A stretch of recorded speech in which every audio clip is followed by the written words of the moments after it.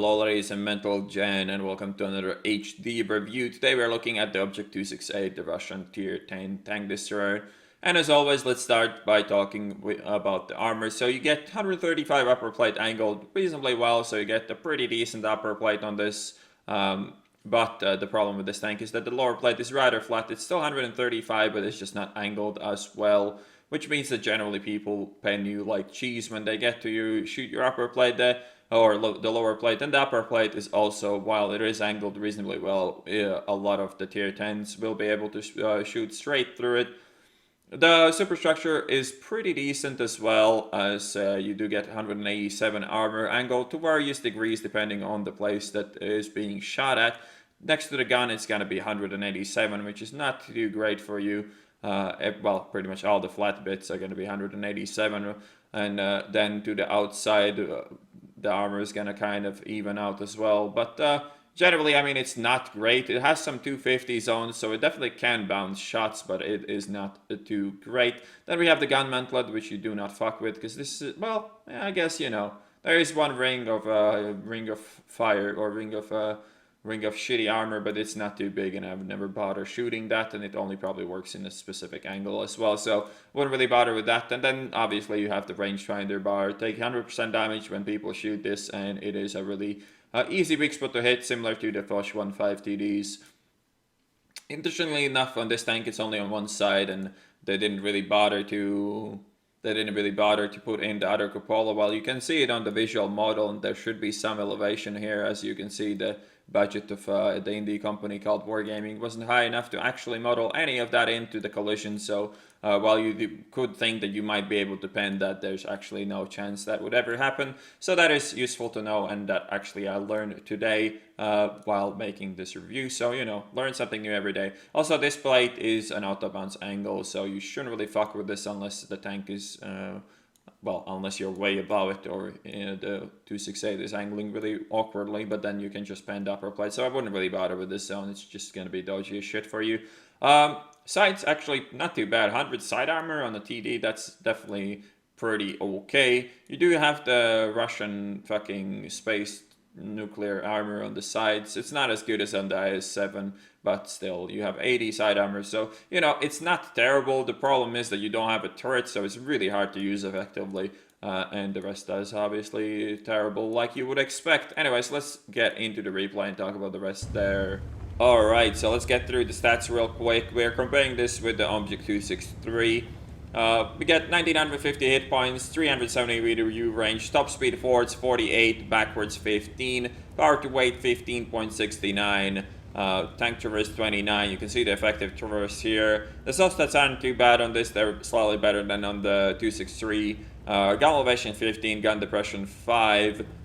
When we come to the actual relevant gun stats, well, the gun traverse range is actually, it has to be better than on the 263, because that is terrible in that regard. This isn't too good either. 6 and 6 is reasonably, well, pretty bad actually. Anyways, 2844 DPM, 750 damage per shot, 303 pen. We get aim time of 2.6, accuracy 0.32. The soft stats are really bad on this as well. And the worst part about this gun, the worst part is this shell velocity. 760 meters per second is terrible for a tier 10 TD. If we compare this to something like a Gorilla real quick, that is gonna be even more humiliating for a tank like that. That gets 1200 with the same amount of alpha damage, so yeah.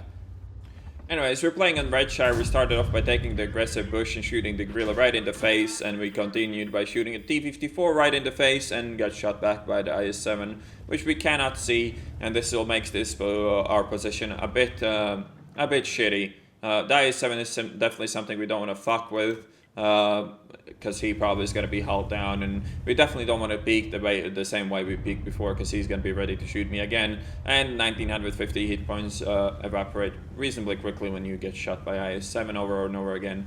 But looking at the map, we see that there's a lot of enemies by the castle region, so we're going to actually fall back. There's double IS-7 there actually, so that's probably going to be quite dodgy, and they're probably going to try to be pushing that, so we want to make sure that we don't get shit on when they do.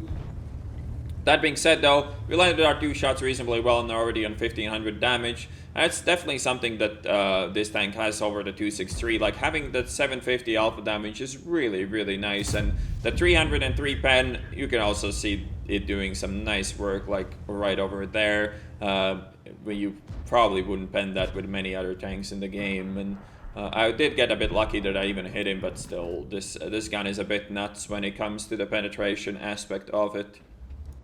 That being said, I'm pretty sure I've been talking way too positively about this tank. Generally, though, it is a pile of TD shit. I mean, it doesn't have a turret, it is rather slow, and the shell velocity, and the terrible gun traverse angles, and plus to that, it's the bad view range, which makes you play with binos, just kind of kills you very slowly when you play this tank. I mean, if you want to play it like, you know, camp in the bush and no one gets spotted, like, there's the only advantage of this tank over a tank like a Swedish STRV is that just you get 750 alpha damage. In every other way, the STRV is going to be better. The gun is just going to be better. The DPM is going to be significantly better. So it's really hard to justify playing this tank over something like that if that's your preferred playstyle. And playing aggressively without a turret is generally a big no-no. So I wouldn't really do that either. So this tank is kind of weird on how it just fits in the game.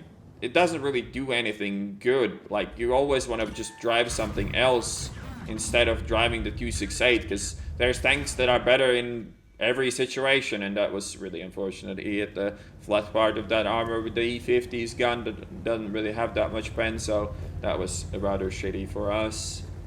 But we're doing some nice damage in this game. Definitely was able to keep up the DPM, and it's quite impressive to actually be able to constantly do damage with a tank like this. And it just really comes down to the fact that we were able to position ourselves properly into that aggressive enemy push. Now we have a Batchet coming on the left, but he shouldn't lose his cool about it. But yeah, I don't know what kind of play was that. We did get a bit lucky. I didn't really aim that shot very well, but he lost his head for it, so it's all good for me. And now when that guy's gone, we kind of know that there's going to be nobody else flanking, and even if there is, we still have the T30 E4 support, so we're actually going to go back to where we started this fight and see if we can get the E50 if he wants to peek, because he shouldn't have any indication that I will be here, and that's a really shitty play from him.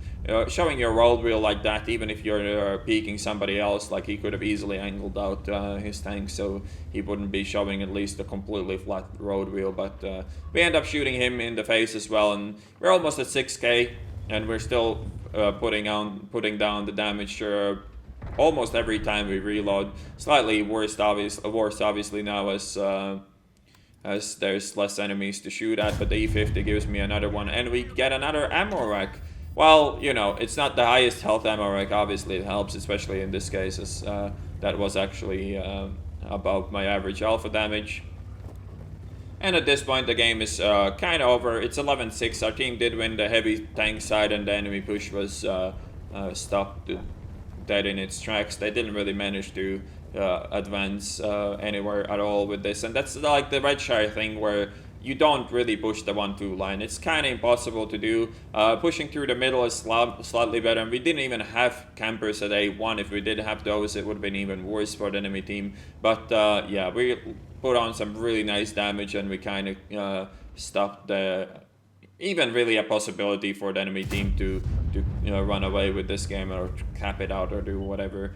And now we pick up the ST1, and the IS-7 is going for... He was going for the Batchet, but now I'm here, and I'm actually not gonna give a shit. At this point, I know the game is won. I can easily trade some health away. If he tracked me, we would have been in a bit of trouble as we didn't have the repair kit, but we do nail him right in the upper plate, as this gun is easily capable of doing that. And now the Batchet gets one tracking shot. If he goes for another one, the IS-7 would be fucked, but he went for the damage instead, which is kind of irrelevant, and we pick up the kill. Alright, so here's the end plate. We got an ace tanker, 1623 experience with a premium count, tank sniper, high caliber, picked up 7736 damage, 0 assisted, 4 kills. We got 1082 base XP. Not a lot for an ace, but then again, these tanks are not really known for racking up XP all that well. Plus, we were sniping like a bitch the entire game, which is generally how you want to play this tank. And when it comes down to is it worth the grind, I mean, hell no. This TD is a really weird one in the game. It doesn't really snipe very well. It doesn't do close range very well. It does have the 750 alpha and a reasonably good DPM, so that can carry games and win games like this one where you can position yourself smartly or far enough for your enemies to not be able to shit on you, but close enough for your gun to still be relevant. And that is kind of what we did here. And I hope you guys enjoyed the review, the replay cast, and I'll see you on the next one.